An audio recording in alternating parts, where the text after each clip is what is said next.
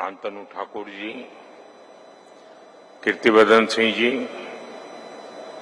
महाराष्ट्र के deputy CM Eknath Shinde जी, Ajit Pawar ji, shipping और दूसरी इंडस्ट्रीज से जुड़े लीडर्स, अन्य महानुभाव, देवी और सज्जनों, साथियों, मैं आप सभी का ग्लोबल मैरीटाइम लीडर्स कॉन्क्लेव में अभिनंदन करता हूं। साल 2016 में मुंबई में ही इस आयोजन की शुरुआत हुई थी और ये हम सभी के लिए खुशी की बात है कि आज ये समिट एक ग्लोबल इवेंट बन गई है।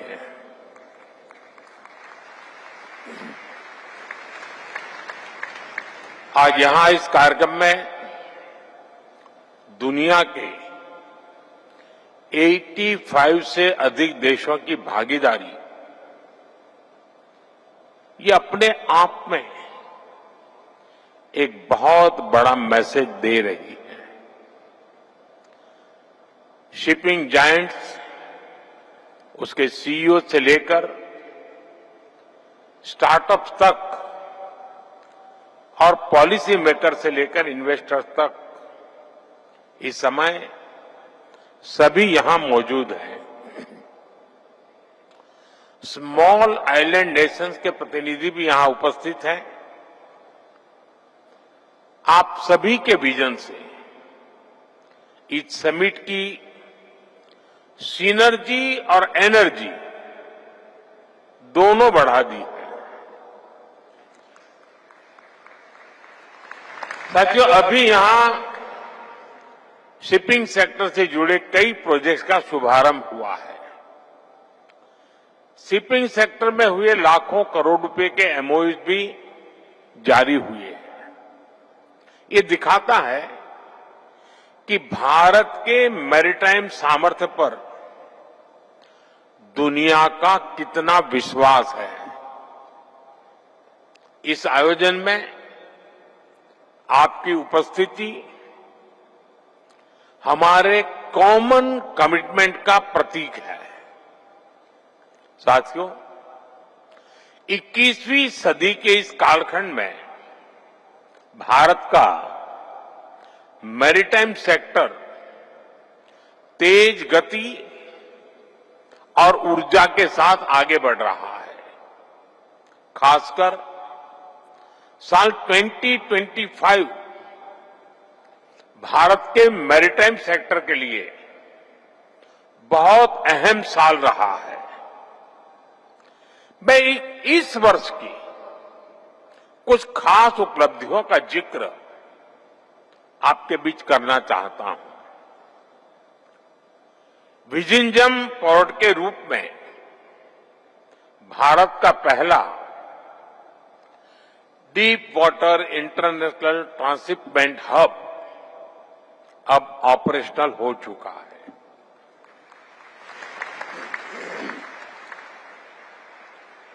कुछ समय पहले ही दुनिया का सबसे बड़ा कंटेनर वेसल वहां पहुंचा। ये हर भारतीय के लिए गर्व का क्षण था। साल 24-25 में भारत के मेजर पोर्ट्स ने अब तक का सबसे अधिक कार्गो हैंडल करके भी नया रिकॉर्ड बनाया है। इतना ही नहीं, पहली बार किसी इंडियन पोर्ट ने megawatt scale indigenous green hydrogen facility शुरू की है और ये उपलब्धि हमारे कांडला पोर्ट ने हासिल की है। एक और बड़ा काम हुआ है जेएनपीटी में। जेएनपीटी में Bharat Mumbai container terminal phase 2 भी शुरू हो गया है। इससे इस टर्मिनल की हैंडलिंग कैपेसिटी दोगुनी हो गई है और ये भारत का सबसे बड़ा कंटेनर पोर्ट बन गया है। ये भारत के पोर्ट इंफ्रास्ट्रक्चर में सबसे बड़े एफडीआई की वजह से संभव हुआ है। इसके लिए मैं आज सिंगापुर के अपने साथियों का भी विशेष आभार व्यक्त करता हूं। साथियों, इस साल भारत के मैरीटाइम सेक्टर में नेक्स्ट जनरेशन रिफॉर्म्स के लिए भी बड़े कदम उठाए हैं। हमने 100 साल से ज्यादा पुराने कॉलोनियल शिपिंग लॉज को हटाकर 21st सेंचुरी के मॉडर्न और फ्यूचरिस्टिक लॉज लागू किए हैं।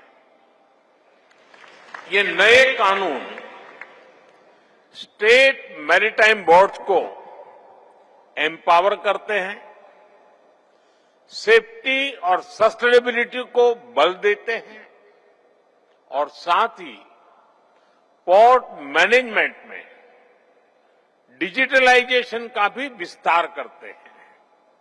साथियों, द मर्चेंट शिपिंग एक्ट में हमने भारतीय कानून को इंटरनेशनल कन्वेंशन के साथ ग्लोबली अलाइन किया है। इससे सेफ्टी का भरोसा बढ़ा है, ईज ऑफ डूइंग बिजनेस को बेहतर बनाने में मदद मिली है, सरकार का दखल कम हुआ है। मुझे विश्वास है इन प्रयासों से आपका, हमारे इन्वेस्टर्स का कॉन्फिडेंस भी और अधिक बढ़ेगा। साथियों, तो कोस्टल शिपिंग एक्ट को इस तरह तैयार किया गया है कि ट्रेड और आसान हो सके। ये सप्लाई चेन सिक्योरिटी को मजबूत करता है, साथ ही इससे भारत की लंबी कोस्टलाइन पर बैलेंस डेवलपमेंट सुनिश्चित करेगा। ऐसे ही one nation one port process, port से जुड़े प्रोसीड्यूर्स को भी स्टैंडर्डाइज करेगा और डॉक्यूमेंटेशन का काम भी काफी कम हो जाएगा। साथियों, शिपिंग सेक्टर के ये रिफॉर्म्स एक प्रकार से बीते एक दशक की हमारी रिफॉर्म्स जर्नी का कंटिन्यूएशन है। अगर हम पिछले 10-11 वर्षों को देखें तो भारत के मैरीटाइम सेक्टर में जो परिवर्तन आया है वो ऐतिहासिक है। मैरीटाइम इंडिया विजन के तहत 150 से अधिक नए इनिशिएटिव शुरू किए गए हैं। इनसे मेजर पोर्ट्स की कैपेसिटी लगभग दोगुनी हुई है, टर्न अराउंड टाइम में भारी कमी आई है, क्रूज टूरिज्म को भी नई गति मिली है। आज इनलैंड वाटरवेज पर कार्गो मूवमेंट में 700% से ज्यादा बढ़ोतरी हुई है।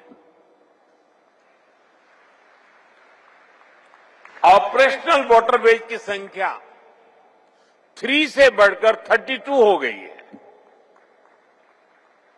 हमारे पोर्ट्स का नेट एनुअल सरप्लस भी एक दशक में 9 टाइम्स इंक्रीज हुआ है।